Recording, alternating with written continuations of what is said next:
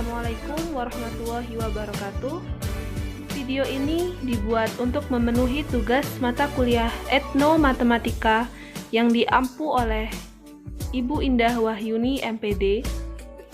Perkenalkan, kami dari kelompok 4. Untuk anggota pertama ada Hafifatus Sholihah sebagai pemateri pertama, dan yang kedua ada Indah Sri Mulyati, yaitu dengan saya sendiri sebagai pemateri kedua. Materi yang akan kelompok kami presentasikan yaitu mengenai konsep matematika dasar yang dikembangkan dalam budaya, yang diantaranya meliputi pertama, rumah adat, dua, agama, ketiga, tempat ibadah, dan keempat, interaksi sosial. Baiklah, langsung saja kita simak videonya bersama-sama.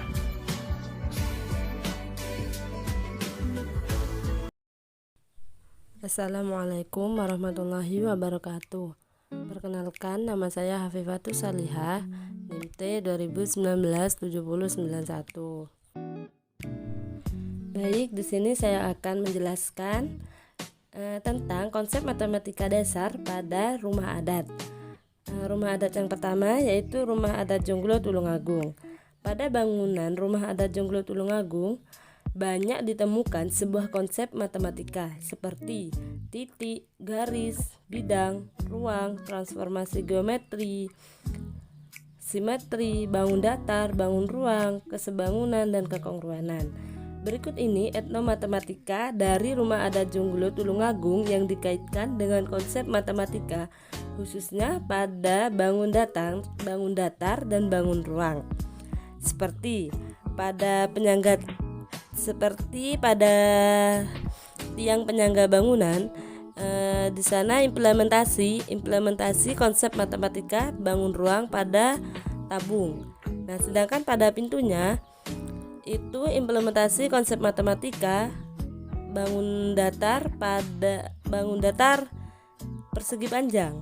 Nah, sedangkan pada atapnya itu implementasi konsep matematika pada bangun datar trapesium. Baik, yang kedua yaitu rumah adat Gadang Minangkabau. Pada bangunan rumah adat Gadang Minangkabau ditemukan sebuah konsep matematika, diantaranya pada model bangun datar itu seperti persegi panjang, trapesium, segitiga sama sisi, segitiga sama kaki, segi lima, lingkaran, serta belah ketupat. Pada model bangun ruangnya seperti kubus, balok, dan tabung. Sedangkan pada model sifat matematisnya itu seperti sifat simetris, fraktal, dan konsep translasi atau pergeseran. Seperti pada bentuk dasar dari rumah adat Gadang Minangkabau ini, yaitu berbentuk persegi dengan atap yang mengembung ke atas seperti tanduk kerbau. Dan juga pada tangga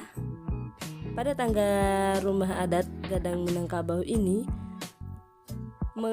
terdapat sebuah konsep atau aturan trigonometri.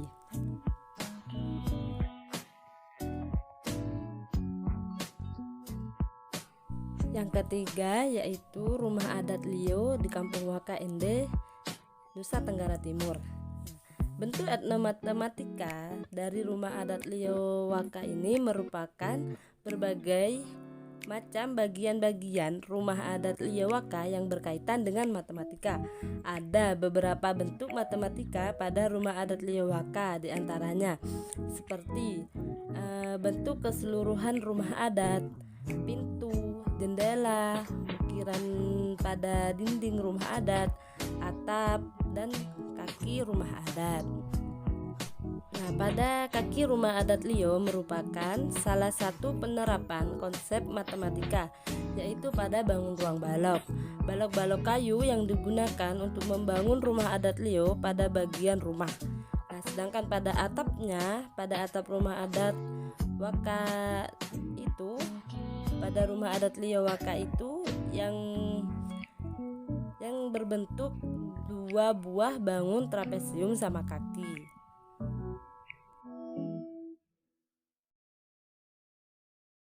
Nah, selanjutnya yaitu konsep matematika dasar pada agama. Dalam agama terdapat konsep matematika juga di dalamnya, seperti ilmu faraid yang menggunakan beberapa konsep ilmu matematika. Konsep yang digunakan diantaranya yaitu bilangan rasional, yang mana dalam Al-Quran pada surat An-Nisa ayat 11 sampai dengan 13 sedemikian detailnya menjelaskan pembagian untuk ahli warisnya, seperti yaitu 1/2, 1/4, 1/8, 2/3 dan sebagainya. Dan pada pembuatan kalender Hijriah yang dipelajari pada ilmu falak, agar menghasilkan hitungan yang cepat dan tepat, tentunya memerlukan pemahaman matematika dan komputer yang cukup baik. Kompetensi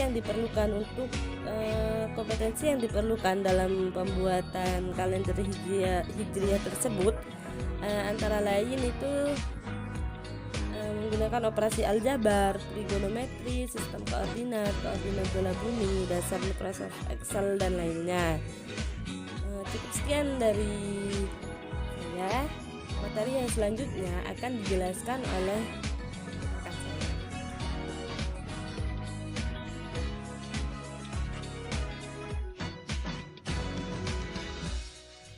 Baik, nama saya Indah Sri Mulyati, NIM T 2019-7094.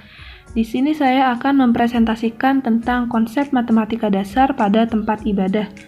Yang pertama, saya mengambil contoh Masjid Jami Al-Baitul Amin di daerah Jember.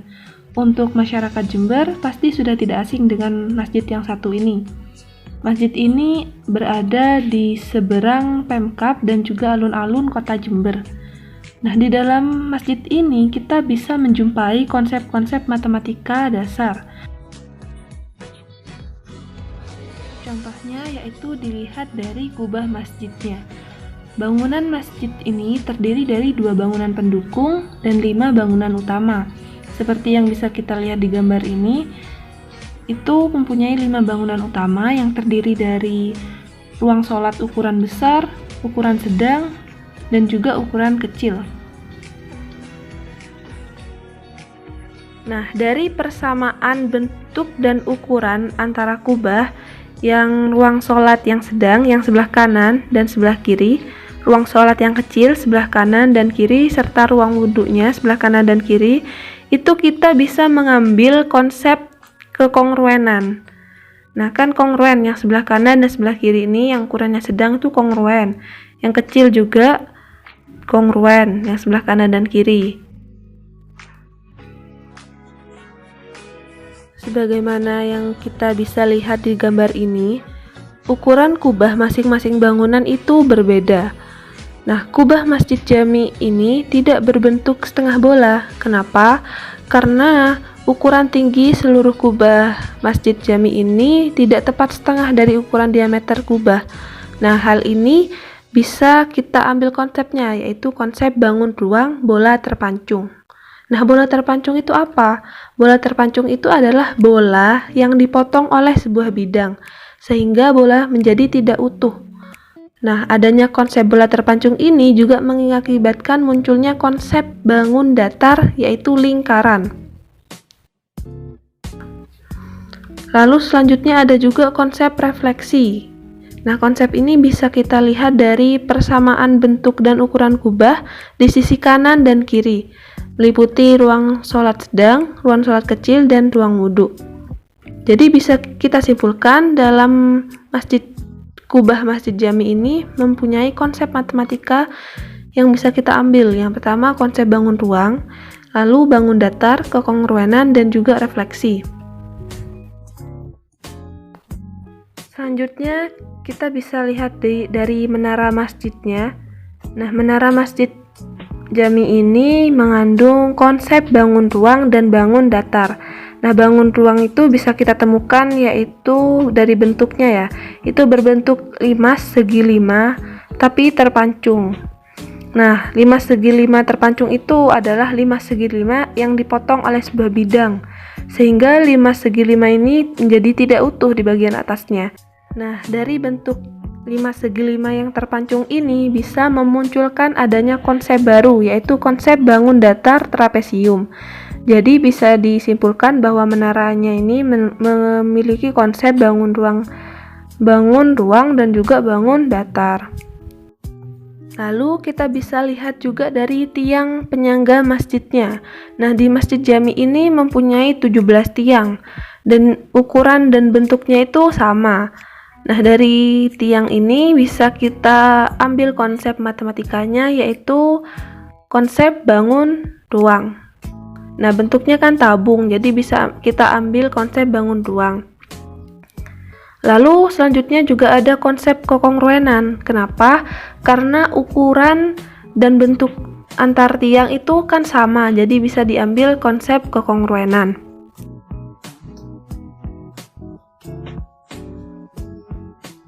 Lalu untuk contoh tempat ibadah yang kedua, di sini saya ambil gereja Belenduk yang ada di Jawa Tengah, tepatnya di Semarang.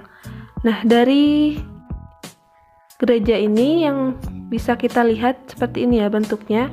Nah, di sini kita bisa ambil konsep-konsep matematika. Nah, gereja Belenduk ini berbentuk dari atas, kalau dilihat dari atas itu berbentuk heksagonal atau persegi 8. Nah, bisa kita ambil konsep-konsep matematikanya itu ada bangun datar. Seperti bentuknya itu ya persegi 8, lalu ada persegi panjang di bagian jendelanya dan sebagainya, itu ada bentuk konsep-konsep bangun datar. Dan juga ada konsep bangun ruang seperti tabung, yaitu pada tiang penyangganya, dan juga setengah bola dilihat dari ukuran kubahnya. Dan lain sebagainya, kita bisa ambil juga konsep bangun ruangnya.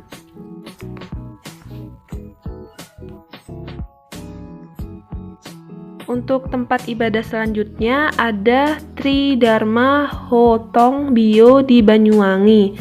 Nah, bangunan ini merupakan tempat beribadatannya umat Konghucu. Nah, di bangunan ini kita bisa ambil konsep-konsep matematikanya. Seperti yang pertama ada namanya pagoda. Bentuk alas dari bangunan ini berbentuk segi 8 ya. Bisa kita lihat sendiri di gambarnya. Nah, atap dari pagoda ini juga mengandung unsur matematika. Itu berbentuk trapesium sama kaki yang mengelilingi dinding pagoda ini. Lalu yang kedua ada namanya bangunan Jinlu.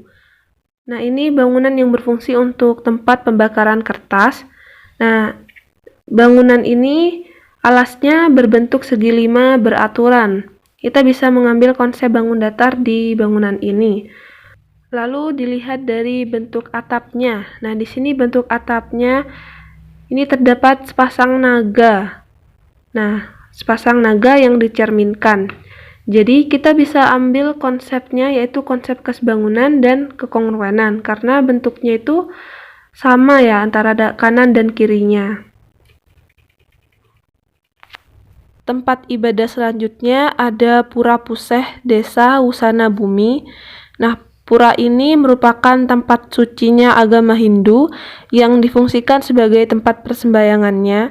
Nah, di sini kita bisa melihat konsep-konsep matematika. Yang pertama ada konsep limas. Konsep limas ini bisa kita lihat di atapnya, yaitu konsep limas segi 4. Dan juga di sini ada konsep transformasi geometri yang bisa kita lihat dari ornamen-ornamen yang ada pada pura ini. Yang pertama ada ornamen Padmasana. Itu merupakan konsep refleksi terhadap sumbu Y. Nah, bisa kita lihat ya di ilustrasinya ini. Seperti ini. Lalu yang kedua ada ornamen Meru. Itu konsepnya translasi terhadap sumbu X. Seperti ilustrasinya seperti ini. Lalu selanjutnya ada di ornamen Padmasana juga ada konsep dilatasi ya. Ini konsep dilatasi, ilustrasinya seperti ini.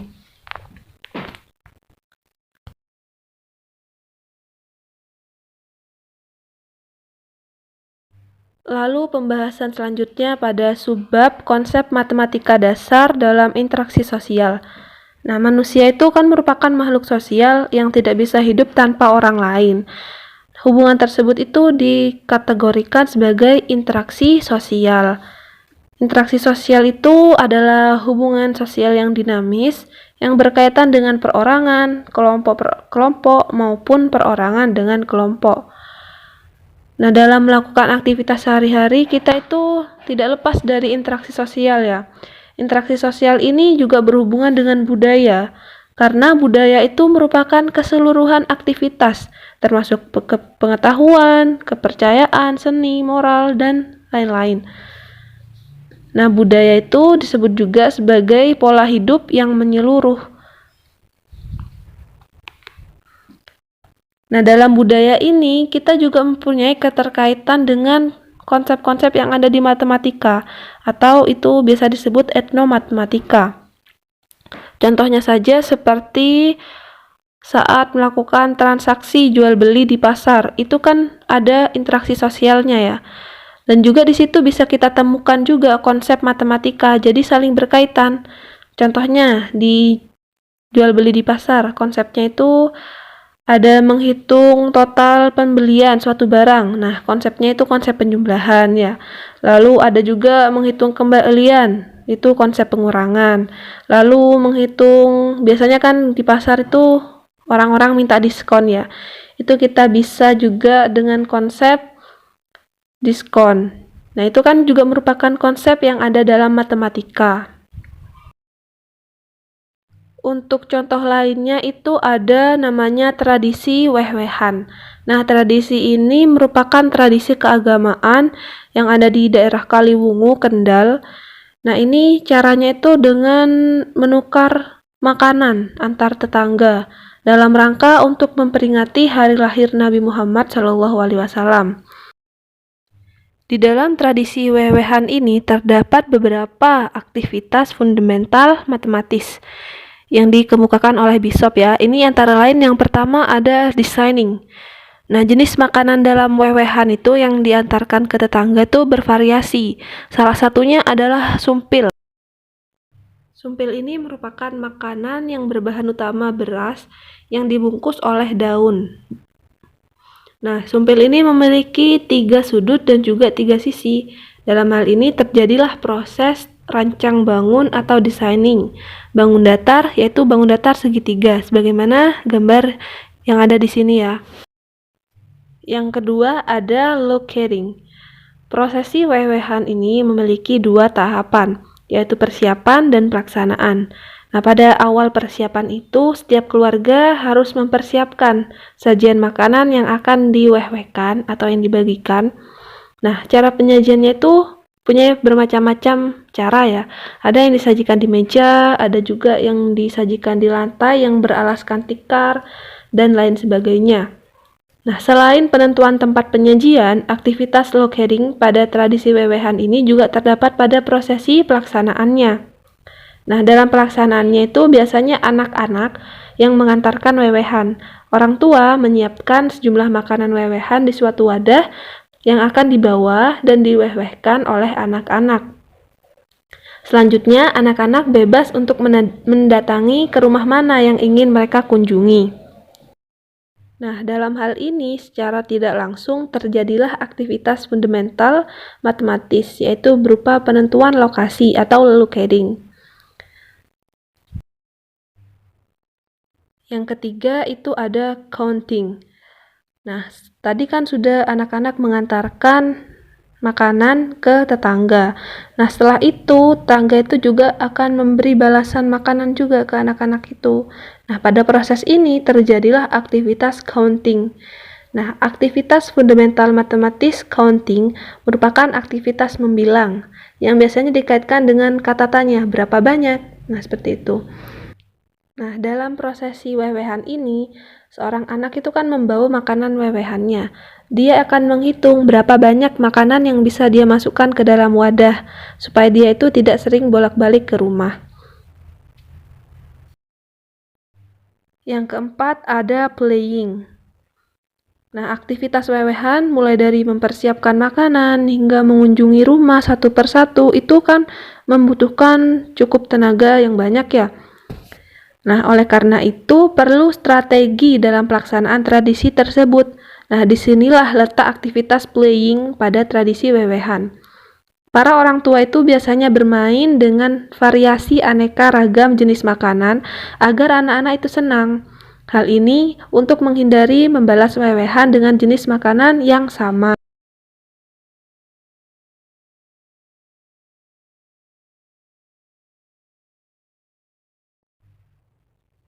Cukup sekian yang dapat kelompok kami sampaikan. Kurang lebihnya kami mohon maaf dan terima kasih atas perhatiannya. Wassalamualaikum warahmatullahi wabarakatuh.